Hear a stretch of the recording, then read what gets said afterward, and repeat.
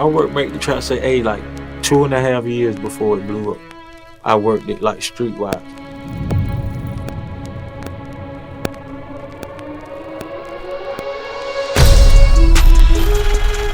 People got a whip for Make the Trap Say A. It was over with. I'm telling you, like they would hear me with, boy, they never see radio.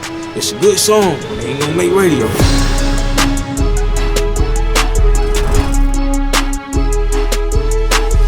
We not trying to make no hits, we just enjoying just making songs. Let's make another one, let's make another one. We ain't even listening to the songs back. You know, it's like, Zay, let's make another one. It wasn't no expectation really for it, just we enjoyed doing it. That's how they came about, sitting in Jay's basement, going through beats, and then Make the Trap Say A came about.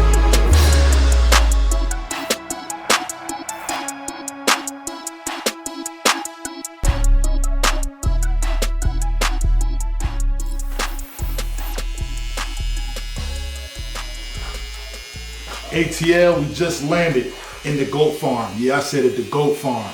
Don Cannon with the special guest for BackTrak, Zaytoven the Goat. Yo, what's up, man? It's your boy Zaytoven. Welcome to the spot. You're in Zaytoven crib, man. So let me give y'all a little tour, you know what I mean, before we get started. As you can see, we got plaques on. Matter of fact, before we go in the studio, I gotta show you these plaques. I know I got a lot of plaques, but my favorite ones, it got to be the Beast Mode, Zaytoven the Future. That's Beast Mode 1, this Beast Mode 2. Some of my best work, you know what I mean? In the lab, man, you know what I mean? This is why I get down there, this is where we get down there.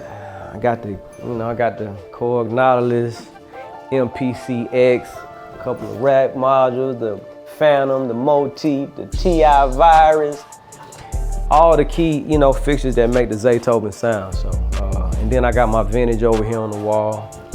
If you're an MPC user, you got to have this. MPC 3000 limited edition, 2500, 2000 XL.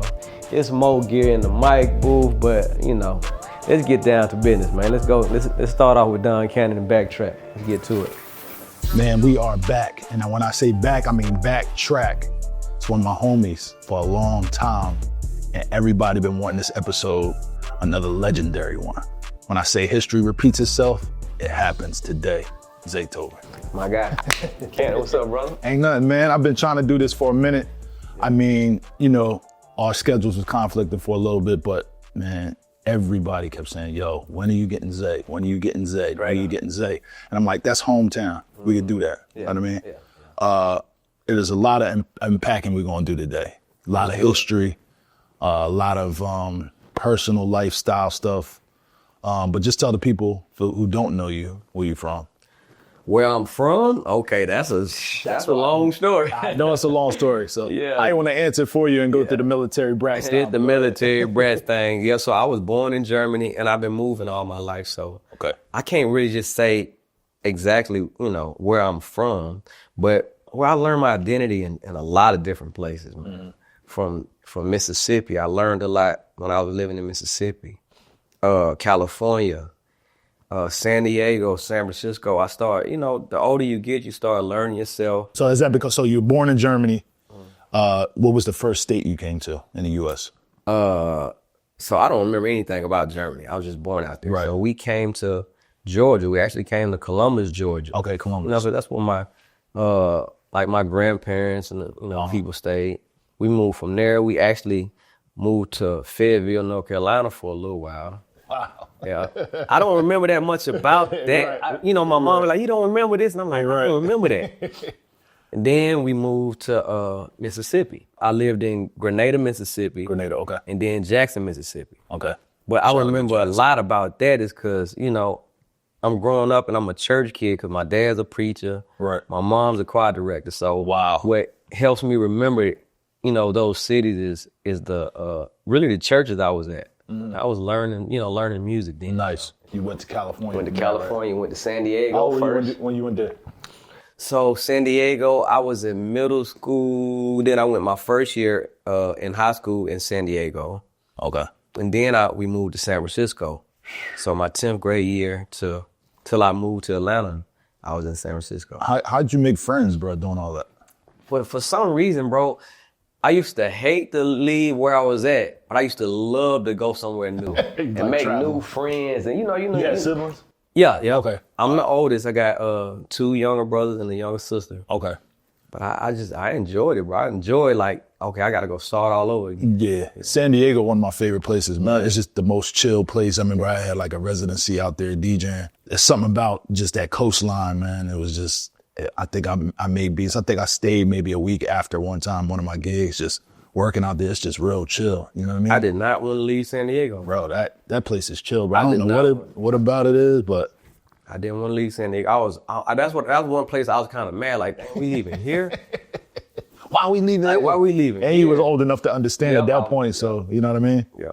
Y'all went up the coast, and then where did y'all go? To San Francisco? Went to San Francisco. Okay. So we on military bases. So the military base was in San Diego was so nice and pretty, and it's just the neighborhoods and the high school I went to was just like it was just what I loved. But then we went to San Francisco. We moved to a base where it was halfway shut down. A lot of people weren't living there. Oh, man. It was the school I went to, I went to Galileo High School, and it was night and day compared to coming from San Francisco. Now it's super hood and street where I'm at. Yeah.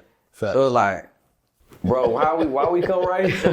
Why we come right here? Just put my life in danger. Yeah, man. Like I thought, what I mean? I thought I was at Cooley High, bro, when I went to, San Francisco. But San Francisco shaped and molded me, to the person I am today. Right. And I didn't want to leave San Francisco. Yeah, because you had best of both worlds. So now you had like the clean side, and you had to, start with the dirty. Yeah. Growing up with that family, what was it like with, so who was in the military? My dad. Okay, your dad was in the military, and he was also a preacher, right? Yep. Okay, that's interesting. You got military, and you got a preacher. Yeah. Then you got a choir director. When you started to understand where your life was going, how did that work out? Like you're in San Francisco, a religious family. You're living, you're understanding the hood, you understand the nice side. How did that develop you as a human being and going into music? Did you start music early? Man, so I've been doing music in church pretty much all my life. Okay. So the times I was in Mississippi, that's the deep South, you don't have nothing else to do but go to church. Facts. 4 times, 5 times a week. Facts. You know what I mean? So you in church, just church kids. Everything I was doing was going to choir conventions or, youth services or whatever. So when you young and in church all the time, you trying to find a way to be involved. Yeah. That's what made me start playing music. So I never knew, even in San Francisco, like being a teenager, being in high school, I didn't know my life was gonna lead up to producing music. Right. I just like to play music. Right. You know what I mean? So when I met JT, the bigger figure out there in San Francisco, he seen me playing and was like, man, I need to get you in the studio. Wow. And it kind of went from, JT the bigger figure. He saw me playing like, that little young dude cold. I gotta get him in the studio. Yeah. Now me being a musician playing, in church and stuff all my life, going to the studio, now it's like my eyes open big. Like, dang, I can play with a drum machine. I can put this together, or I can put this on a cassette tape and listen to it. Now it's like I'm a kid all over again. So, what was the first keyboard or piece of equipment you worked on in the church? In the church, it was an organ. It was an organ. Okay. I started playing the drums, but every little boy in the church want to play the drums. Right. So in church, they kind of like, okay, we're going to let all y'all get a turn. They take turns, yeah. So it's like, Ryan want to wait that long. Yeah, let me find something else to do. So. Did somebody teach you or something you learned on your own? No, definitely was being taught. Okay. First, I was being taught by my buddy Sheldon Harrington.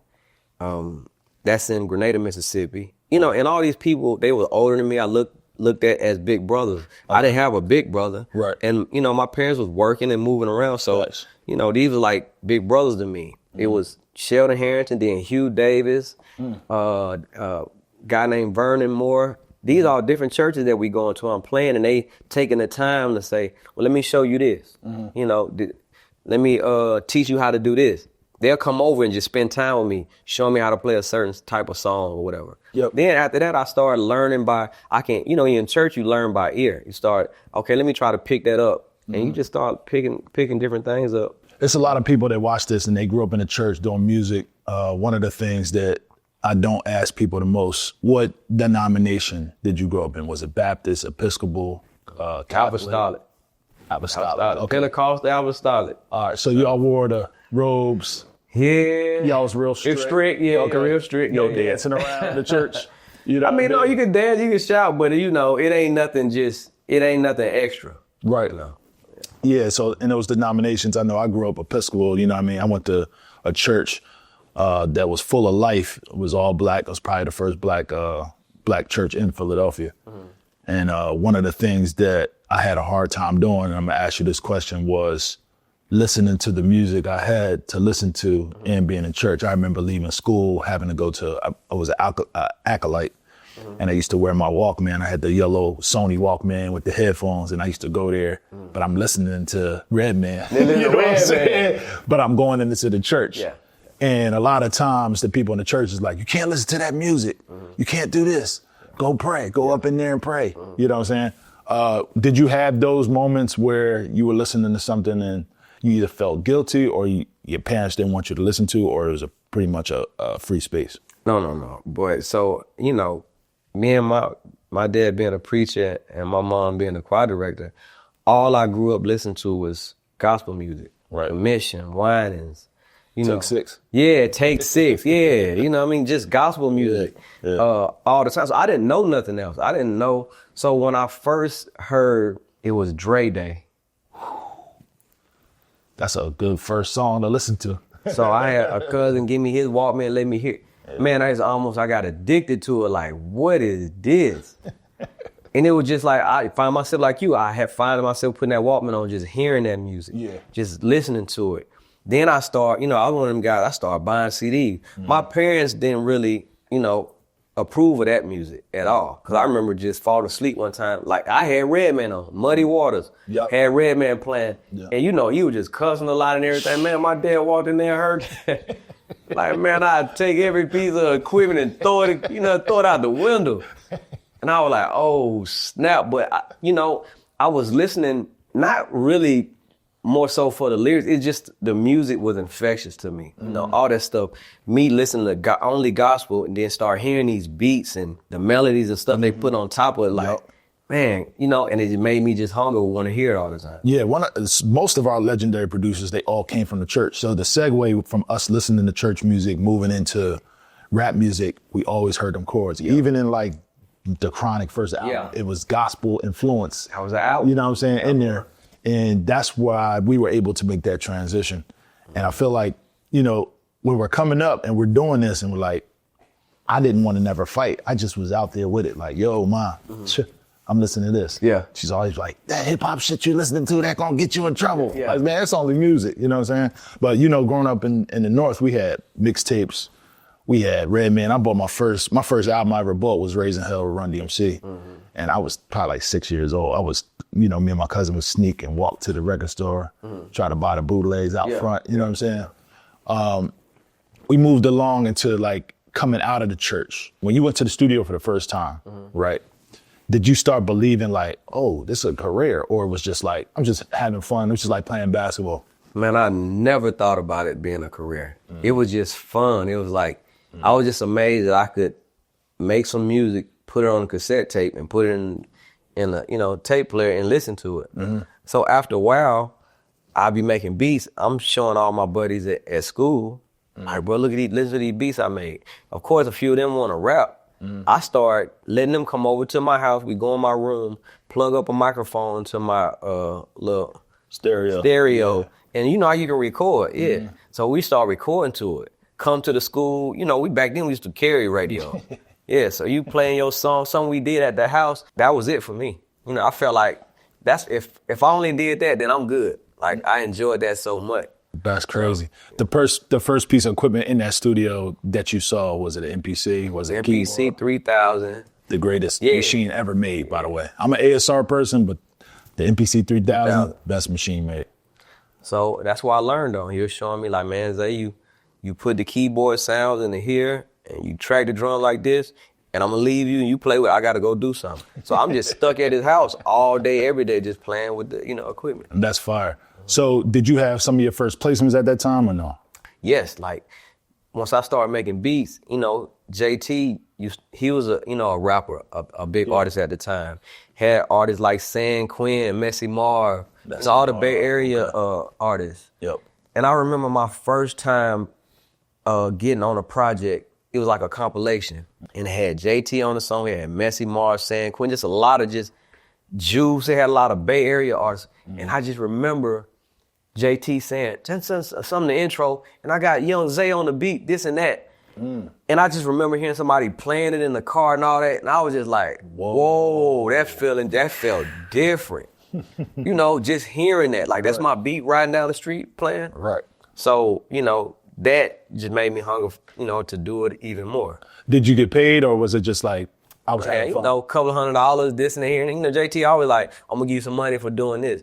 But at that time, $400 is like, well, where else I'm gonna get $400 from? You know, that felt big. That wasn't McDonald's money then. No. Or if you come by and drop off, you know, $1,000, you did these couple of beats, I'm gonna give you some money for them. Right. Man, that was like, that was the best hustle for me, you know. Yeah. At that age. Was the family supportive at that moment when you started hearing them come out and all that? I don't think they even really knew or really was paying it. They didn't pay attention to that, you know. It was just something, I still was looking at it was fun and a hobby.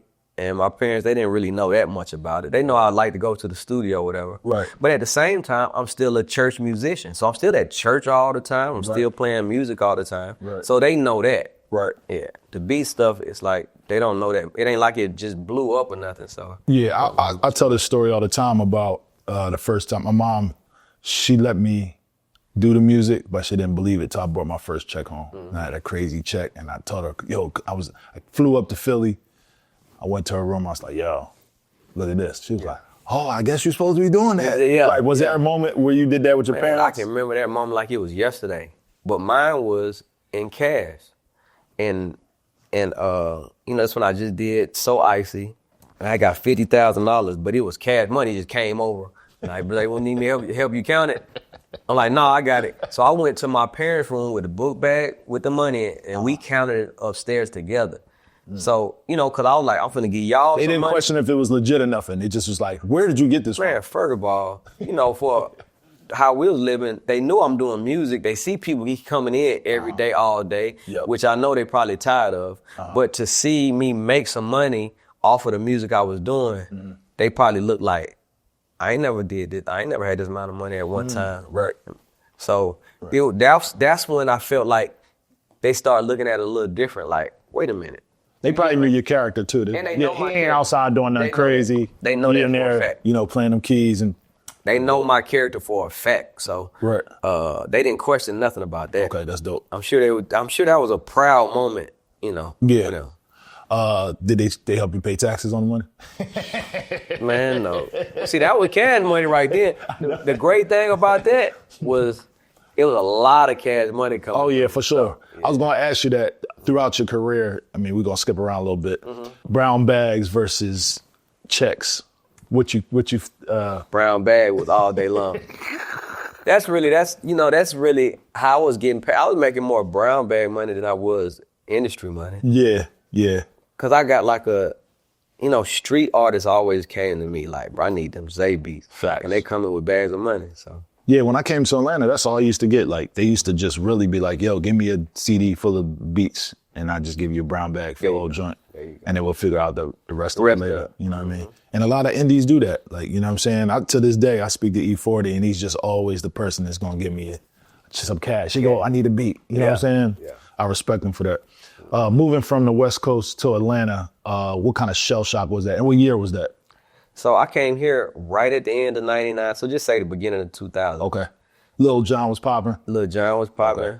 It wasn't a shell shock because my grandma and everybody still live in Columbus, Georgia, which is like an hour and a half, 2 hours away from here. So I was coming back and forth all the time. I was coming back to Georgia all the time. So I was really in love with the music that was going on in the South, even when I was on the West. When Master P started popping, when Pastor Troy, when, UGK, all this music started popping out here, I was just going back to California like, y'all don't know nothing about this. You know? Yeah, I did that too. You know how you feel like, bro, I got something y'all ain't got. Y'all don't know nothing about this. And they listening to it like, bro, that ain't it. But I'm saying, nah, this it. Yeah. Because when I go back to the South, this all they playing. Right. So it was good for me, man, going back and forth, you know. Yeah, when I had a shell shock because I came to Atlanta in '97, but I also visited before, and I thought I was coming down to go to Freaknik. That's all I wanted to do, go to Freaknik. You know what I'm saying? I wanted to hear booty shake. I wanted to see shorties dancing. And when I came down, it was Master P era. Yeah. So the Master P era, I seen people like, you know, in the North, our what's up is something different. Our what's up is like, what you mean what's up? Yeah, you know what I'm saying? So we seen people, they hanging out the car, they like, what's up? You know what I mean? I'm like, bro, where's Freaknik at? Yeah. You know what I'm saying? And I tell that story because a lot of people come to Atlanta and have a different view. You came in the middle of Lil Jon and Pastor Troy, Master P, the B.I.B.I. era. And when it was transformed, I feel like it was transforming from Atlanta trying to tell the world that they had something to say and going into the world of this is the A. Before it wasn't the A, it was, you know, we just part of the world. And it was developing. You came right in the middle of that, right? When you came, what was the first thing you saw or the first person you worked with, anybody that reached out? The first person I really worked with was Big Bank Black. And Big Bank Black was one of the guys that I guess he saw me and liked what I was doing and just like, bro, let me just give you 3,000, 4,000 for some beats or whatever. I had the studio in my, my parents' basement. And it was kind of like, I was still making beats and I was trying to rap. My little brother rapped. My neighbor from up the street, he rapped. You know, my little cousin, we just doing that for like still for fun. It wasn't like, and if I can hustle and sell somebody some beats, that's cool too. Yep. Now, I was still working with Gucci, you know, before then, but Gucci wasn't really just trying to be a rap artist. And then I was just working with this neighborhood. Man, I was really into my little brother the most because he did gospel rap. He started making a real name for himself. Like, he was just really, and I'm making the beat, so I'm looking at him like he might perform at a church with 30,000 people there. And I'm just in the back like, that's crazy. He's performing, he's a star, but I'm hearing my beats, you know, and 30,000 people, that's my first time of even seeing or hearing my music just, you know, in front of that many people. So I was fine with that. But then it went from, you know, from that then to Gucci started being an artist, being him working a lot. Or you know, he started catching traction. And it just, I don't even know how I got to where it was, where it just started, you know. What kind of relationship did y'all have early? Was it like, yo, you met, y'all just worked well, y'all gel? Because I know a lot of times when I'm working with artists, sometimes there's no creative connection there. You know what I mean? But I might be cool with them. But did y'all have a creative connection that made y'all tighter? It was like, oh, I like the way he work and time. You know what I mean? The biggest thing was the creative connection. Because I think Gucci looked at me as in, I'm something special. I came from out of town. I got my own studio. I don't sound like nobody else. So to him, he like, man, he the guy. I need to go get some beats with him. So he started bringing his nephew over to try to, you know, work with him and get beats. But then I heard him and I was like, he the one writing the songs. And it was just so catchy and simple. I'm like, nah, bro, you the truth. Like, you the one need to be rapping. And, you know, it just went from that. I think me and Gucci, one of the great things about me and Gucci relationship is, to us, to each other, like whatever you doing is like, that's hard. I like that. Right. You know what I mean? It wasn't no pressure on, man, I don't really like this beat, or can you change it? Or I'm saying, bro, you ain't really rapping that good. You need to change your flow. It was always like, Just paint on the wall. Just paint on the wall. Yeah. We just enjoyed just recording with each other. We just at the house every day. Let's try to make folks on today. That's fact. You know? That's dope. Yeah. That's dope. I had a couple like that, you know. We also had Tip, Jeezy, Luda, and those things were like easy, like just easy creative work, because it was like nobody was like, bro, you know, every once in a while they'd be like, yo, pull something else up, but we'll be all in agreement that ain't you know what I mean? We're gonna move this. It wasn't never like, oh, you ain't been hot in 2 weeks, or, you know what I'm saying? Yeah. Moving on to So Icy, was that your first official like breakout record? Or was it like something before that? That's my official breakout record. That's the first one I started hearing on the radio. It became number one on the radio. You go to the clubs, it's all in every club, everybody singing every word. So Man. That was the first, like, that's the first time I looked at it, like I'm in the club, like just as like a bystander, just watching, like, and it's my music they singing, you know. So I started kind of looking at it a little different then, like, Right. okay. But I'm gonna be honest, I felt like that was I I don't want to say luck, but I'm like, man, that probably ain't gonna happen again. So let me enjoy this moment. Why'd you think like that? I think because I'm such a structured person. I always, like when I look at my parents, right? Mm-hmm.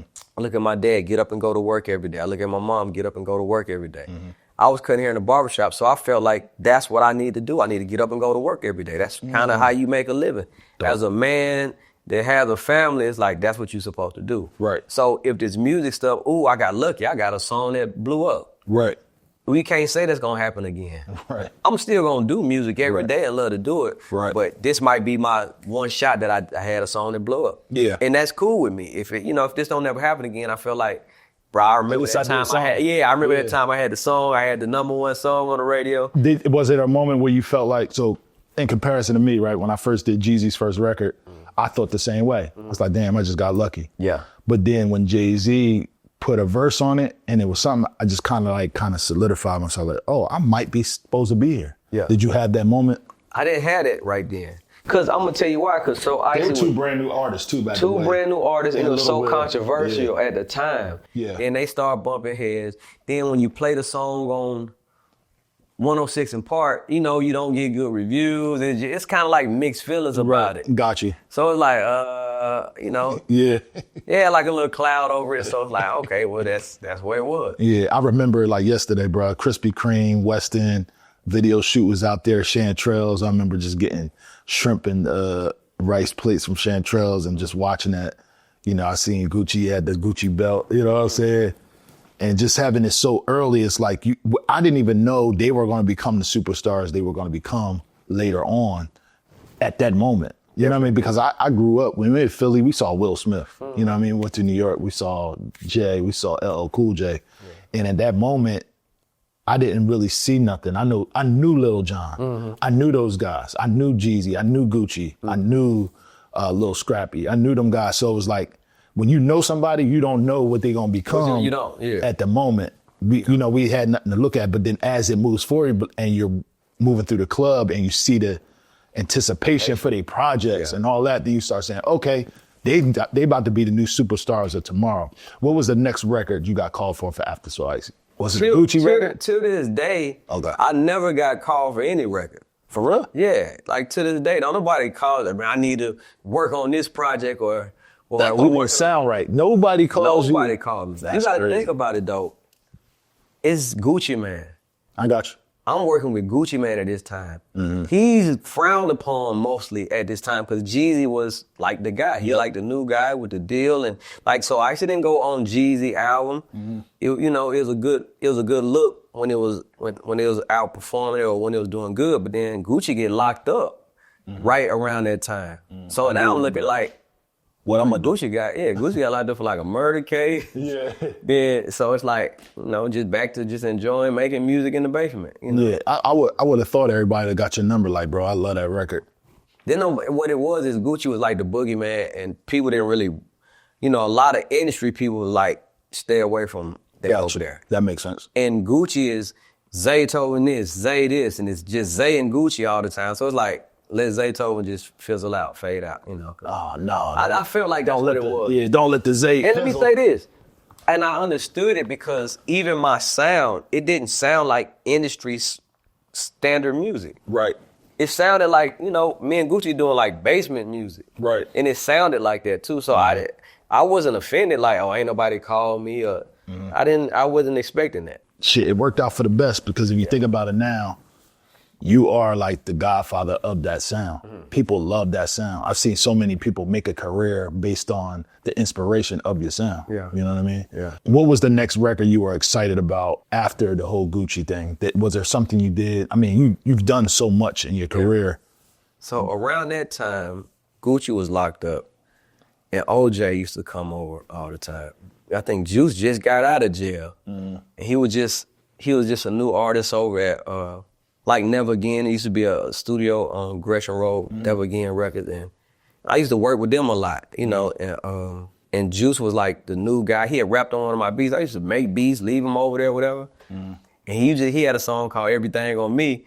And he used to be just, in the local club like, oh, he going up with that. So me and Juice got real tight. I just started working with OJ every day, all day, you know. Amongst other artists. Now, of course, around that time, man, it was just a lot of different artists that was like Young Ralph came around. Young LA these was guys that's at my house every day. So these are my artists that's really helping, you know, cultivate my sound in a way. So at those times, having those artists, and I was talking to D Rich about this, they were coming to the house, he was working constantly on projects. Did you have any time where you was able to make 3, 4, 5 beats a day on your own at that time? Or were you just focusing on those artists? I just, whenever the artists come on, we just making everything from scratch. Pretty much. It's like, you know, they do a song. Right. Yep. So like Young LA, Young Ralph, and Young Ralph had became like, you know, popping in the streets. Right. So for him to say, well, I need to come to Zay, I need to get some beats from Zay, you know, that was big. A lot of them guys kept my name popping just in the city, you know. And I guess, you know, because at the time, Gucci was still looked at as in, bro, he the guy.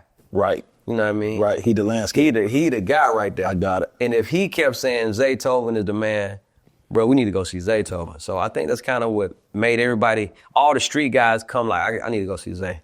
That's dope. Yeah. So you got the organ, you got the piano, you got the drums. Any other instruments you play? Not really. I started playing guitar in church. I didn't stay with it that long. I played saxophone in the band in middle school, high school, but then I broke my shoulder and I stopped playing that. So, you know. Was it because those instruments were a little bit more boring? And, you know, I know a lot of times I picked up a guitar. I played drums first. I never really got into the keyboard, but I tried to play the guitar.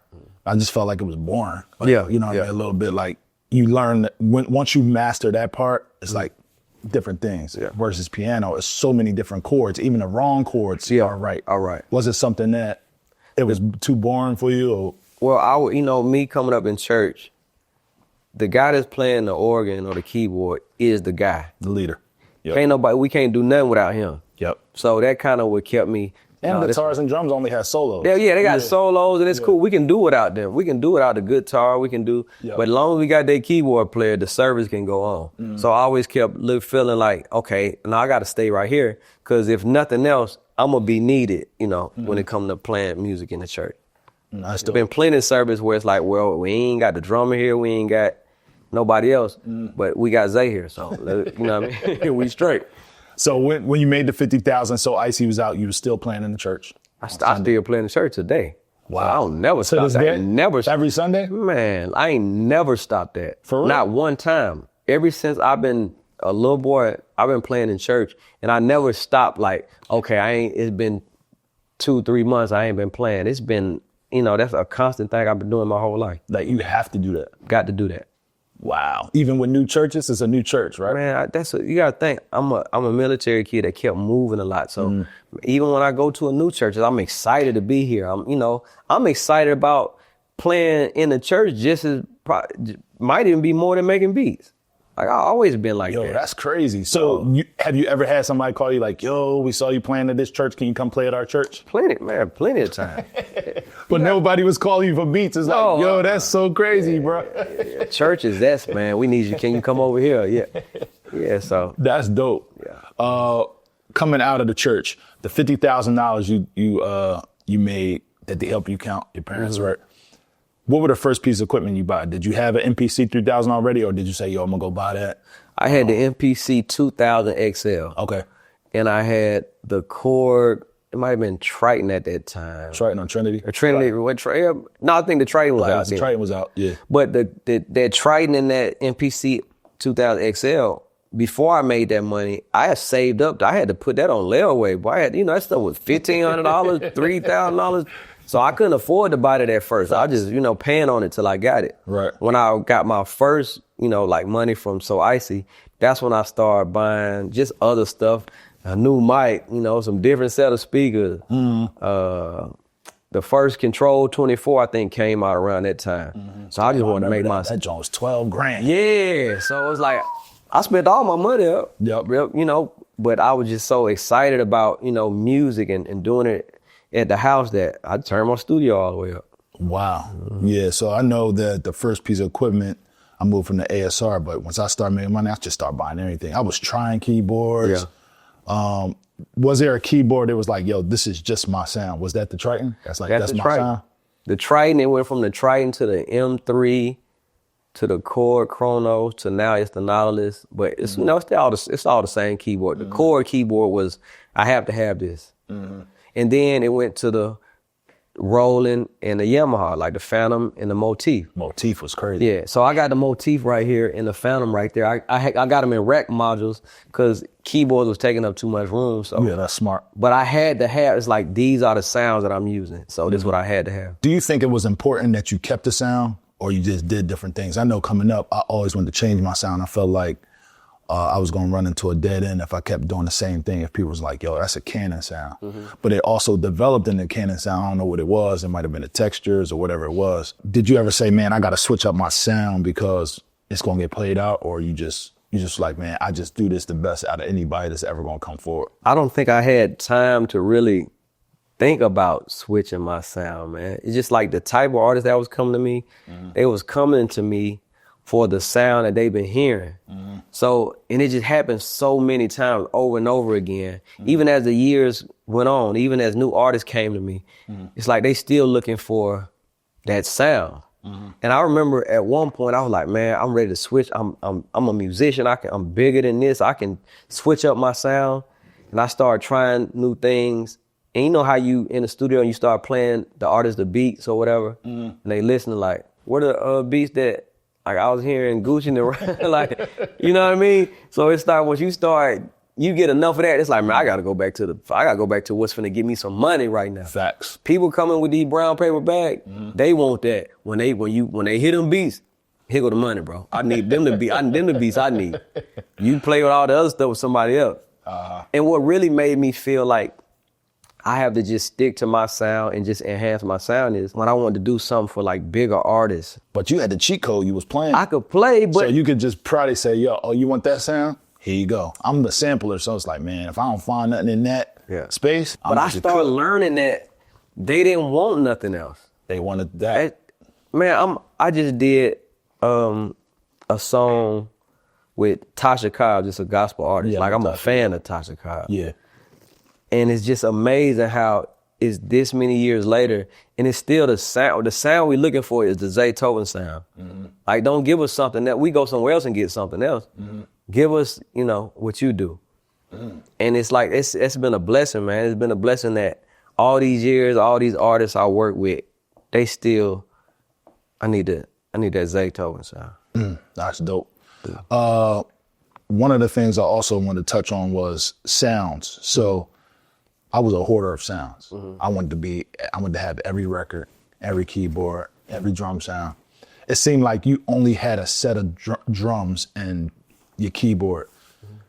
Do you think that contributed to the part of your success on just having too much? I know when I have so much of this stuff, I have 1,600 drum kits, and I'm just, by the time I filtered through all of them, I don't even want to make no more music. Do you think because of having a small drum kit and this, that contribute to your success because it let you focus a little bit more? Definitely. And I was one of those guys that I got to that point where it was like, man, I want all these drum kits. I want all these different sounds.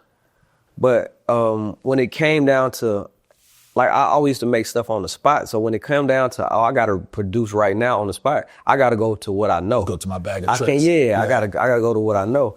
And the more you get to doing that, the more it's like, man, I ain't got time to go through all the other stuff, So, and that will get you lost. You get lost in the sauce. Yeah. Especially with all this new stuff, man, they give you VST, there's so many sounds and so much to go through. I don't even think a producer can make a identifying sound now if they play with too many sounds and plug-ins. Got you. Cause this beat gonna sound like this, that beat gonna sound like something else. And it's like these songs might get placed or these beats might get placed, but as far as having an identity as a producer, I don't know what he sound like. I don't know who did that. Facts. Yeah, I was the person that couldn't make the same beat. People came to me for a certain sound and I couldn't make it over. Yeah. Because I didn't play. Yeah, you know what I mean? Driving around today in your car on a normal day basis, like you go to the gym in the morning, you work out, you go hang with the kids or whatever you gotta do. What's playing in the car?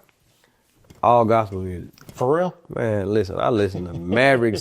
I listen to Quartet. I listen to you know, Tim Rogers and the Can Spirituals. I listen to, you know, Tasha Cobbs, Maverick City, Dietrich Haddon. Like, that's just my... And that's just now, or that has been? Always been that. For real? Always. Like rap music and, you know, other music, even R&B music. I put on R&B music. Me and my wife going out, hanging out, listen to that. We got, you know, R&B playing. I put on rap. When I do put on rap, it's probably some music either I'm working on or something I done before, or maybe just an old project that I really like, you know. But I only can listen to it for so long.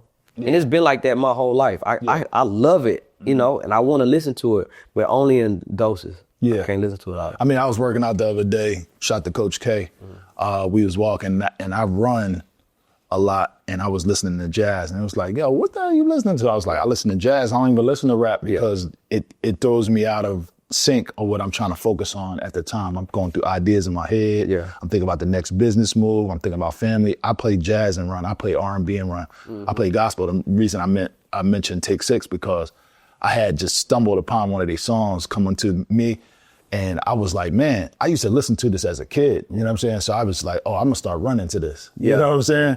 A lot of the times, and that's why I asked you the question, because a lot of us, everybody I asked, they be like, bro, I be listening to R&B. Yeah. I'll be listening to country. You know, and I think it's because we do the rap and the hip hop and R&B so much that we try to get away from it. You know what I mean? Yeah. Your family religious? Mm-hmm. Yeah. Your kids, wife religious? Yeah. We all, you know, we all up under the same roof, so we all believing and doing the same thing. Like if you were to get in, say, my daughter's car, that's all you gonna hear is just gospel music. That's all she, you know, that's all she listened to. Wow. So, you know, it's one of those things. Yeah. Personal touch-ups. And this is one thing I believe in. Kendra has a line and he says, you better off with one woman, everything is tricky right now.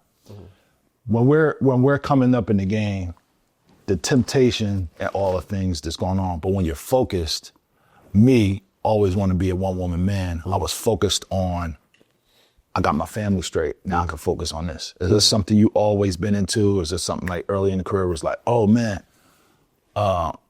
like I said, I always grew up wanting to be married. You know what I'm saying? So I could just be focused. I always thought everything else was, I would be in the movie theaters, on dates, be like, bro, I should be making some beats. Yeah. You know what I'm saying? Yeah. I'd be in the club, at the strip club, like, girl, I should be making some beats. Or I hear something like, bro, go make that beat now. You just heard it, inspiration. Is this something that you follow a guideline to? Far as like with family like you, I always felt like, I want to be married. I want to have a family. That's just the life that I wanted to live, you know? And I feel like people like us, I think that's where a lot of our favor come from, bro. You know, just that we just choosing that path and doing that. I feel like God look at us and bless us with more for just even, you know, doing that. That's right. And being like that. And I always felt like that's how it was gonna be. I felt like even right now, man, not knowing how I got to where I'm at right now is based upon the decisions that I made, such as that. That's right. I'm out here. I'm not just a guy that just like, I'm like you, bro. I just need one woman. Need one woman, you know, that's gonna help push me to my destiny, help take care of my kids, and we have a family. And that's, you know, I think that's, you know, one of the biggest reasons why I'm at where I'm at now. That's dope. Favorite things to do without music? Go play basketball, go to the gym, you know. I like hanging with I like hanging with my family a lot. Really? I hang with my dad a lot. We might go to the movies. We might, you know, go to the gun range, just do, you know, manly stuff. Hanging out with my mom, we might be going to the nail place or to the mall, you know, just little stuff. I do that too. Yep. Me and the wife just hang out, just doing whatever. Me and the kids, we just do, you know, just hanging out. Yeah. Family style stuff. Family stuff. Yeah. Let's move on to what we're here for today. This is a classic record. At this time, I was working with everybody. I was working, you know, because I was doing the mixtapes. I had the Jeezy mixtapes. I had the OJ mixtapes. Make the Trap Say A. Let's talk about, first of all, we talked about this off camera. Let's bring it to camera. The day you made this record, you made other classics too, that same day. Yeah. And we didn't get into this. You start working early. Yeah. 7 in the morning? 7 in the morning. Early. For sure. And having rappers come over that early. Yep. Even going to strip club at 3 in the morning, they come be. They might go straight over to they might go straight to the house. Don't even go to sleep. That day, walk us through that day. So that day, bro, I remember it like it was yesterday because it was one of them days. This same day, I think Gucci called me, you know, about 6:37, like, Zay, I'm brushing my teeth, I'm finna come through. Because we always talking like, well, let's get back at it tomorrow. Every day we doing the same thing. So he's on the way, and I remember the first song we did that day was Bricks. You know, all white brick. Like, it's like, and that's the first song. It's 8 o'clock in the morning. And when Gucci did the hook in the verse, he was like, dang, bro, Zay, can you call some people over here? You know what I mean? Because now that's what keeps us excited. Right. I think even with me and Gucci, what we have in common is, especially back then, is we almost want to perform for people. It's like, it ain't just enough for us to just be in here. We need other people to kind of be a part, see what we doing, be a part of it. You know what I mean? Even if they just watching, it's just, we trying to impress people. So I started calling up. I called Ralph for sure because I know he's somebody that's finna come, you know, at the drop of a dime. He'd be over here every day anyway. Called Ralph, and Gotti was in town because Gotti used to come over all the time. So Gotti came through. So I think we did Bricks. We just did the hook and the verse, and then we moved to something else, you know, until they got there. We made a song called Ridiculous that day. That was on Drama album. We did a song called Lots of Cash with Rocco and Gotti. All these songs that we did that had Gotti on, a lot of it was that day because he came over. He was over there. Just was knocking out. We're just knocking out. We're just doing songs. We're not trying to make no hits. We just enjoying just making songs. Let's make another one. Let's make another one. We ain't even listening to the songs back. You know, it's like, let's make another one.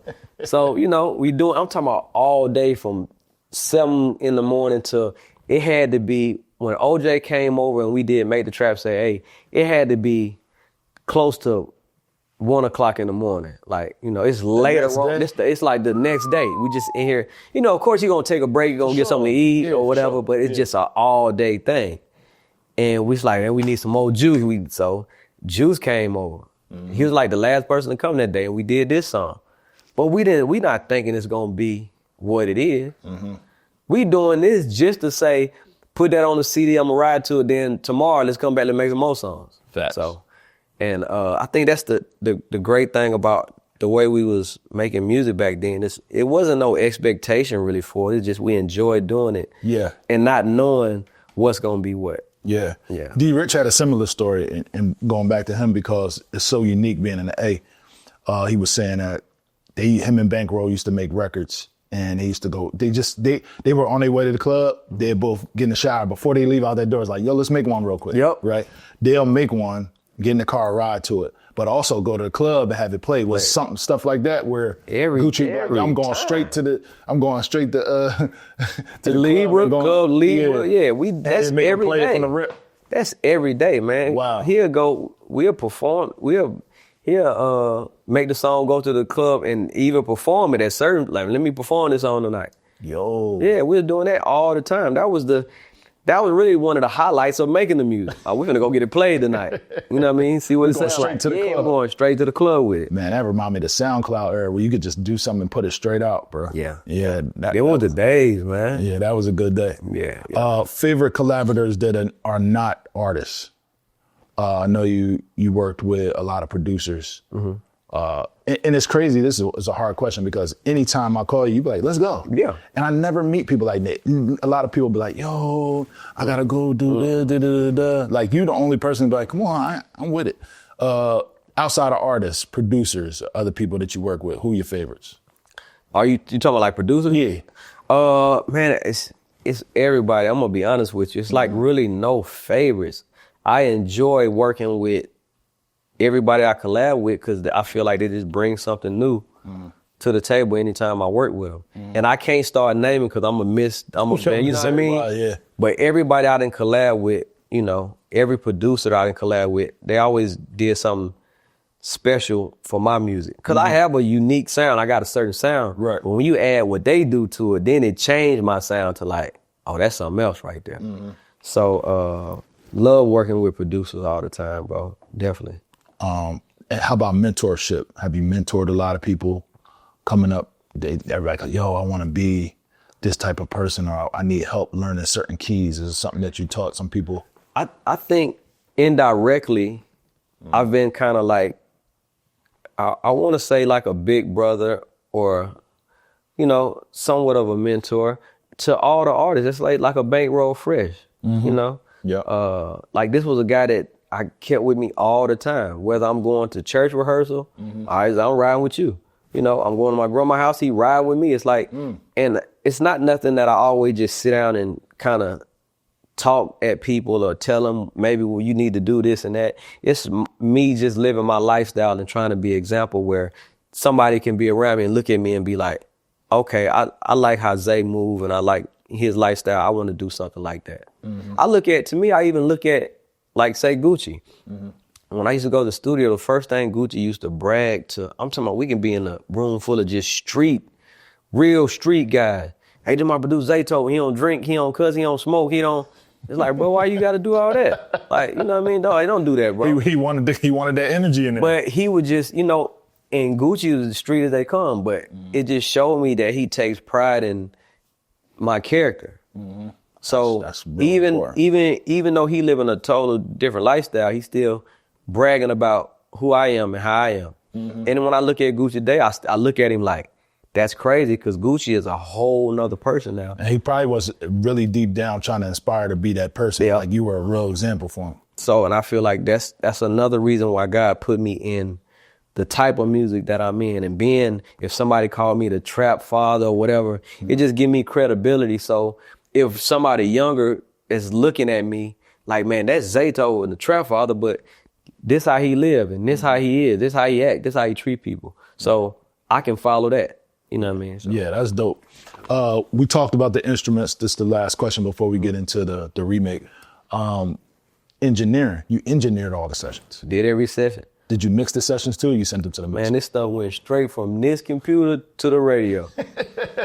I didn't know how to mix, master, none of that. So everything you heard was just straight out the basement on the CD. Right. Was that not trying to depend on nobody or was it just like, man, it's draw? It's just us being impatient. And not really like, bro, we ain't finna do all that. Like, we made the song, here, play it. Yeah. You know? If you got it in the club and y'all playing it already, now the couple of clubs playing it, then the radio gonna play it, they get it all from the same place. They not saying, all right, y'all need to go get this mix and then master. They never gonna say that. Nah. Yeah. But did you go to a club and hear something or hear on the radio and be like, damn, I gotta change that. Oh, I wish I should have did that. You just left it. Once it's done, it's like, it's the creative. That's the great thing about working with guys like Gucci and Juice and all the guys I was working with. They heard it just the way I heard it. Like it might be some imperfections, but they got it now, and they playing it. That's the magic. Yeah, they playing it already, so ain't no sense in trying to change it. Damn, that's crazy. Yeah. This is BackTrak, Zaytoven, Make the Trap Say A, OJ the Juiceman. The remake is right here, baby. Let's go. Before we get into a barbershop talk, you still in the cutting hair? Still cutting hair. Never stop. Man, it's these are the things that I just love doing. Yeah. It took me forever to get out the barbershop. Wow. Do you know we did So Icy, that was 2004, 2005. I had Migos Versace 2013. I was still cutting hair in the barbershop. Wow. That's crazy. Yeah. So when people came over to record, did they be like, yo, we got to go to the club. Can you cut my hair real quick before we go? I always had a barber chair. If you look online and just see Zaytoven basement, maybe with Gucci or whoever over at Gotti, whoever at the house, you'll see my barber chair there. You might see me lining somebody up or whatever. So. I seen a myth and it was like, yo, he charged you $1,000 for a haircut. And it was like, you go over there, it's $1,000 for a cut. I should have been charging that. So this right here is the Nautilus, right? This is the Nautilus, yep. And obviously that's the MPC X, okay. And you own all of them. I see the 2000 there. Yeah. I see the 2500, the 3000. That's a good condition 3000. How long you had that one? I mean, back when, how many years ago? Oh, that's the original? That's the original, yep. In that good shape? Good shape. You changed the drive and everything? Man, listen, I put the flash drive and everything in. Yeah, SSD. Word. Yep. That's a good looking joint because I got one that's banged up, I ain't gonna lie. Well, see, I didn't use that as much. Okay. I was using the 2000 XL, but then when I got the 2500, that really became like, okay, this is my one. This is one, because I could do more with it. All right, so when you first started getting into creating, what do you first do? Do you practice keys first? Do you go to drums, or do you just do random stuff? It's just random. It depends on just how I feel at the time. Right. I think when I was making Haters Trap Say, hey, I think around that time I start off with some of the drums first. Okay. And then, So let's get into that part of it. And this drum kit, is this the drum kit you just stick with? This is drum always. And then I want to debunk something too. Trap sounds. Where did they first start? I don't even know, man. I remember all my drums that I first got. I got them back when I was with JT the Bigger Fish. Okay. So when I had my drum machine. So they probably came out the 808 machine and stuff like that.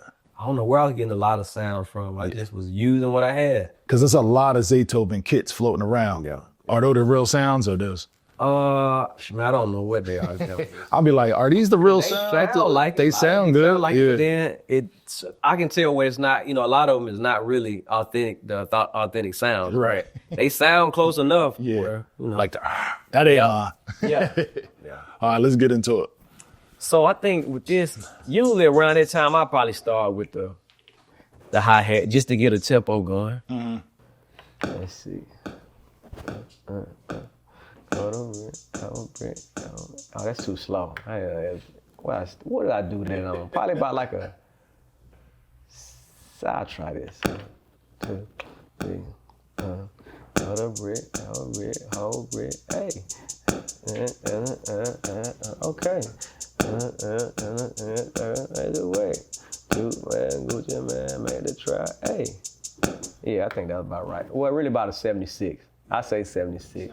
Yeah, about right. So yeah, I do that, man. I start off with the hi-hat, probably just. And that's to set the rhythm. That's to set the rhythm. Okay. Throw a clap in there. Oh, I ain't even record that. My fault. All right. 2, 3. Hey.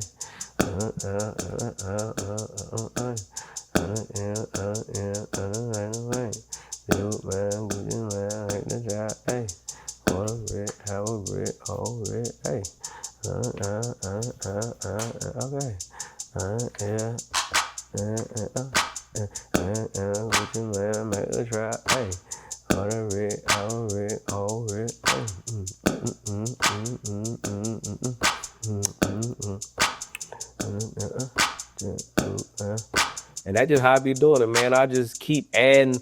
Like when I start drums, I kind of just add on to them.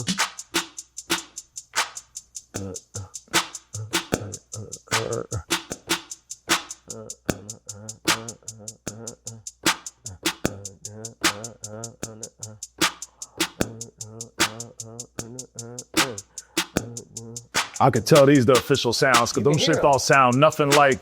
This is an official sound. The official sound right here. Official sound. That's the infamous right there. So what do you call that sound right there? Huh? What do you call it? He said, yo, I need that. Yeah. That kind of, part of the sound. That's the sound. Right. Throw a crash. And you see how fast I'm just moving along. But you had to if y'all was making that many songs. Man, everybody looking at me like, "Are you done yet?" I'm like, "Well, I just started."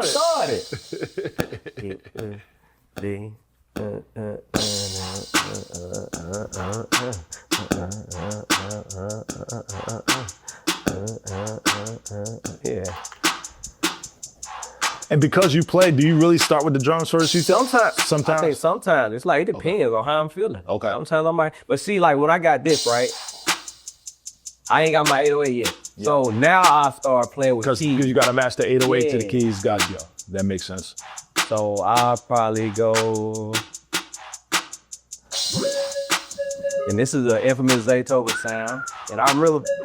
That's crazy. This is secret. I used to hear sound all the time.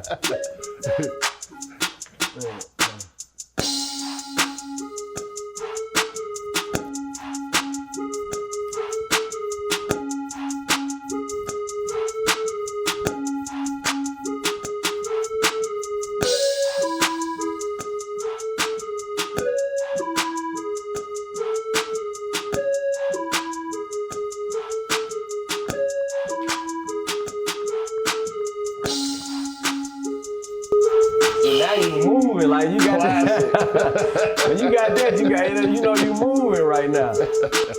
And me, bro, every time I do that, it's like now everybody head vibing. So I'm just layering sound. Just on top of that, I always say, let me just add a few more sound, and then they ready to rap. So that was the trick in it. That's it. There you go. There go my sound. Man, You gotta get to the organ. Let the church say amen. Yeah. You know what I mean? So how did I do? I think I did the same line. Oh yeah, I did this.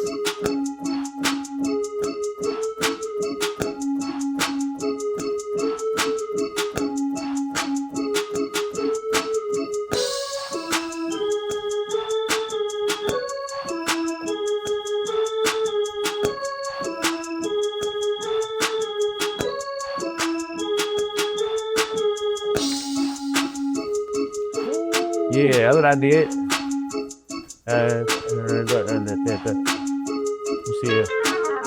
For people that don't even really make trap beats, is there a certain tempo that you go for every time? You stay between 175, you see, I got it at 76 right now. It used to be between 73 and 78 was like my go-to, go-to tempo. Got you.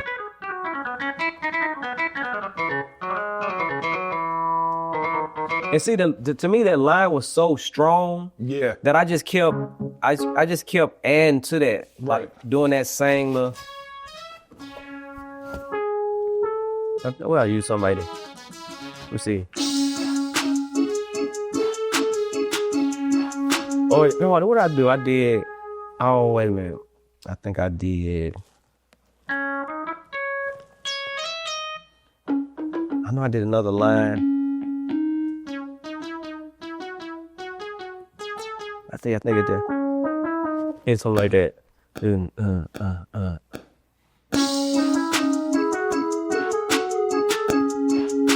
Something like that.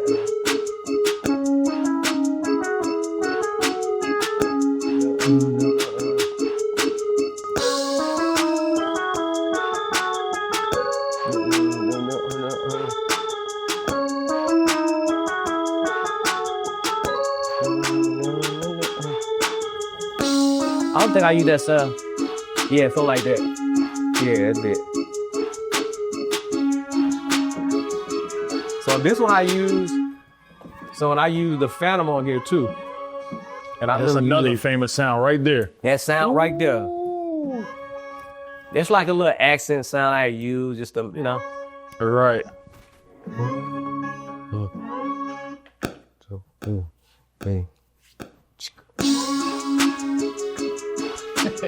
know what I mean? Just that.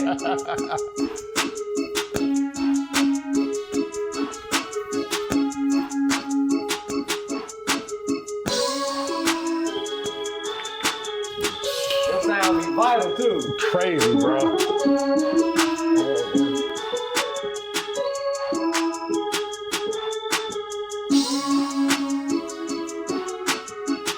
I think I use this sound. How hard is it to come up with these melodies being sober? Like, most people say, yo, I gotta smoke before I get into my vibe. I've been sober my whole life, but I always come up with ideas, you know what I'm saying? Man, I'm a church musician, so this is what I'm relying on. Got it. I don't rely on like me having to tweak sounds and find just super unique sound. Mm-hmm. I'm relying on my gift. So that's right. I'm just as long as I come up with melody, I feel like I can keep something moving. I keep something going. That's right. And I can keep making beats. After all these years, I can continue to be inspired to make beats because, playing the keys that's where I'm gonna get my inspiration from. Mm-hmm. So I think I did. I did.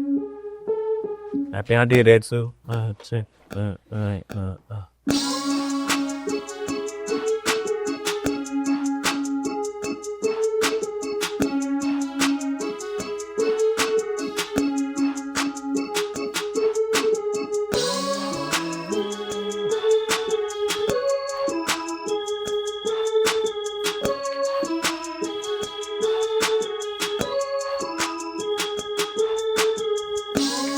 And see this, I was doing a lot of the same line. Yeah. You know what I mean? Sometimes that's what, you don't need a whole bunch of You to don't get need thrown like, off. Like, how important is it to be like that when you got an artist to stay out their way as a producer?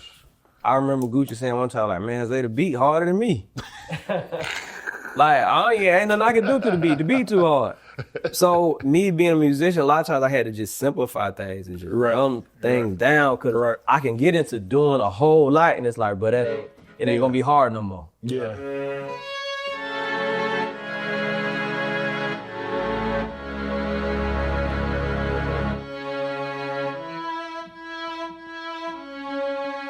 I think I did that.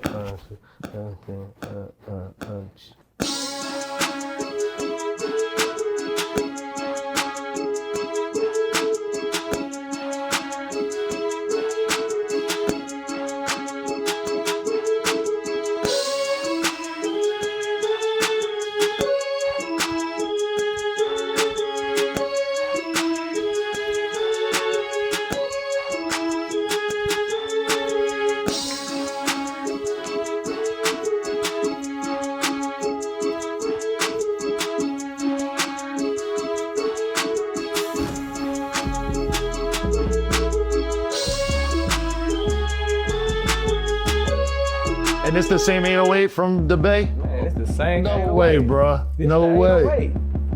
That's crazy. Now I know the ones out there floating ain't the real ones. That don't sound nothing like sound like that, don't. No, it don't sound like that. And see, this is like the.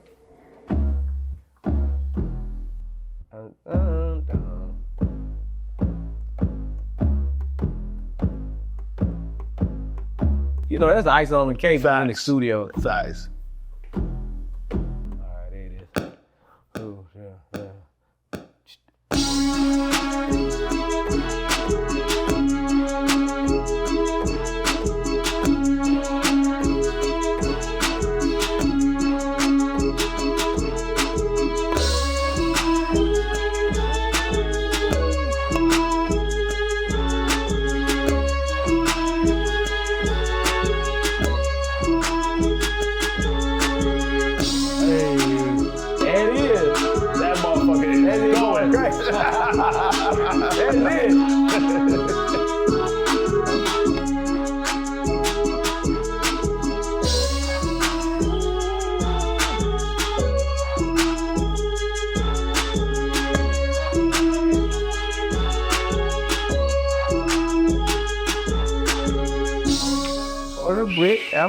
Old Brick. Hey. That was 5 minutes. 5 minutes. No, I made it faster than that back in the day. I believe it. We just talking through it. Yeah. You know what I mean? Man, I was so like, let's hurry up and do it. Yeah. So when OJ was in here, we was doing the record, y'all was like, oh, we got one. Or y'all just was like, let's make another one. We ain't think twice about it. We ain't think about that song, just Something crucial gonna go to this. Man, we ain't think about that. All we thought about, man, to get one more song done before we wrap up. But Juice came and just turned us up all the way with this. And it's like, this ended up being, to me being a producer, this is one of my signature songs because of the sound of it. Real shit. Like, this was an era, like, this is the sound. And if you listen to music today, if you listen to even young artists that want to work with Zaytoven, it's still based upon this type of sound. 1000%. Yeah.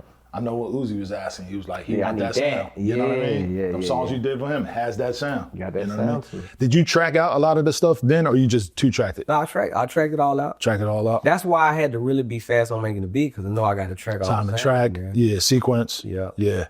And then overall, how long did it take y'all to do song after sequencing and all that? Because I know you got to make verses, you got to do. I did that on the fly while they in there recording.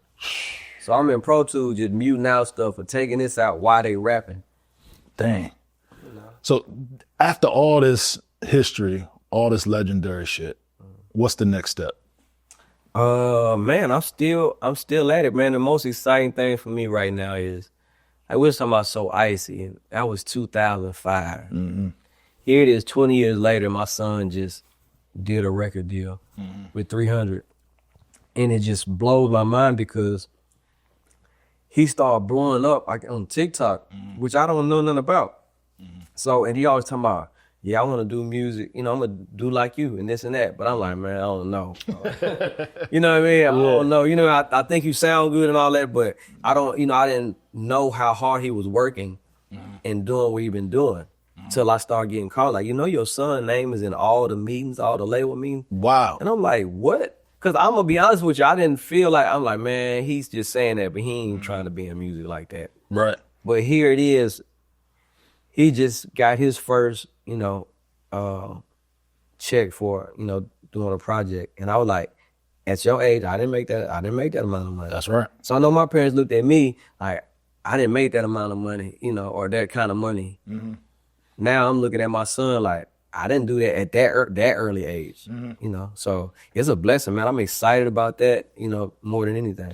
How important is that, you know, you see LeBron, you see Bronny, you see Scottie Pippen's son, you see all these people playing basketball.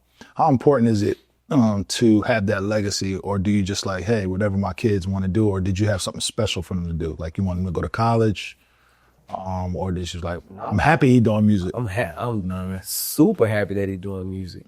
I'm glad that he take a real interest in it, and it's something he love to do. But you know, me being in music, at first I was trying to almost force him to do it. Like, go do a song. I wrote him raps, and you know, if you go back and pull up Lil Zay, you gonna see little videos. I used to make him do all the talent shows, and he was just naturally good at it. So when he wasn't doing it, you know, he took a period of time where he wasn't studying music. He was just studying basketball because he was a basketball star, which I understand that. Yeah, in high school I understand that, but the fact that he came back and wanted to focus on music, and actually, you know how you can have, you know, family members that this is what they want to do, but maybe they really ain't good enough. Or, I understand that's your dream, but you know, you probably ain't gonna make it. You know, not trying to be funny, but it's like, you know, That's real. So for him to actually get this, so he just got this deal on his own. It ain't have nothing to do with Zaytoven, because they didn't even know he was my son, because he didn't even post it like, oh, I'm Zaytoven's son, and this and that, or I'm using Zaytoven beats. It was something I ain't have nothing to do with. So when I'm getting the calls, it's like, what in the world? So it makes me even that much more proud of that he did his own thing, got his own deal, you know, being his own man. So now us coming together, it makes it even, you know, that much bigger. Are you managing him? Yeah, I'm trying. I'm doing everything that I can do. I'm gonna get him a real manager, right, and everything. But you know, I'm running them through the ropes like what I know how to do. You know, giving him. Yeah, I was just wondering that, you know, when you're traveling, he's about to do features and moving around like that. Do you move in there, and then how important is it to stay out of his shadow? Because a lot of people are still like, as active as you are, sometimes in a room, especially entertainment, they go to the first highlight and not the person that's at point. Like when you're in there, how much do you play the background to where it's like, yo, this ain't a Zaytoven session, this is Lil Zay session? I'm playing the background until he say, Dad, help me. What you think I should do to this, or what you think about this idea? Or if he's saying, Dad, give me some beats to rap on or something. That's it. Other than that, I'm just playing the background, just being there as, I don't even want to say almost security. Just like I'm watching and spending time with my son, and I'm just looking at it like that. Let him do his own thing. If he need me, I'm right there. How much support you think his uncles, I'm gonna call them the uncles, like Gucci and all these guys, are they really in full support of Zay and where he's going? Are they like, yo, let me hop on that? You got something? We just did. 3 days ago, we did a song with OJ.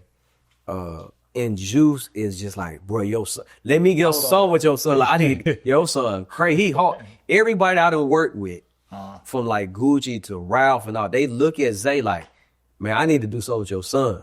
That's fire. That's the most amazing part about it. Last time we met, I think it was InvestFest, you talked about a lot of ventures you have. I wanted you to talk about some of the ventures that you're doing, working with the new artists. I know you have a couple companies. Speak on those. Just, you know, right now, I ain't gonna lie, this took my whole attention. Like, you know, word of my son, it just, you know, got me in a whole nother way. But so I started a gospel trap choir as well. Nice. You know what I mean? Nice. That I'm excited about. You know, so I come up in doing church and choir music. And I feel like it's a lacking void for that right now. So me and my brother 1K Few just came up and started up a trap choir, which is, you know, I'm very excited about. I got AI technology. I think we talked about that. AI tech called Beat World. Me and my buddy Roland, Digital Dope, something we put together.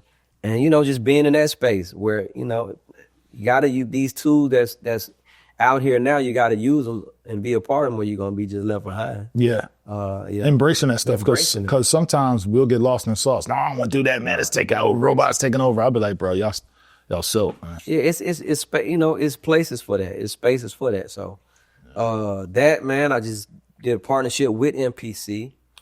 Yeah, so I did a Your commercial. own beat machine, or is that an NDA conversation? That's it's coming. Right now we're just doing a whole like for the real Zaytoven pack. Yeah. Everybody talking about, that's what we're working on right now. Okay. With MPC. I just helped present the new Native Instrument sound that was, you know, they partnered with Native Instruments, a bit sound. So I don't know if you've seen that commercial yet, but I did see the commercial, yeah. Yep. That, man, what else? I still got the barbershop, you know, at Stonecrest Mall. You need a haircut, go get your haircut. Go get your hair cut. You know what I mean? Yeah, man, working on just, you know, new movies and just new projects, man. And the exciting part about it is I have all those things in play, but God always sends something that I wasn't even thinking about. Facts. You know, that might be bigger than everything I was thinking about already. Facts. So Facts. that's what keeps me excited, man. Tell them where they can find you for the people that don't know where to find you. If you don't know where to find me, everything is Zaytoven Beat. ZAYTOVENBEATZ. That's Twitter, that's Instagram, that's Facebook, that's what else? TikTok. What else out there? That's everything. TikTok, Snapchat, Facebook, LinkedIn. Zaytoven Beats. Yo, tap in with me. I came to visit the GOAT, baby, at the GOAT farm. Don Cannon, BackTrak. You know what it is.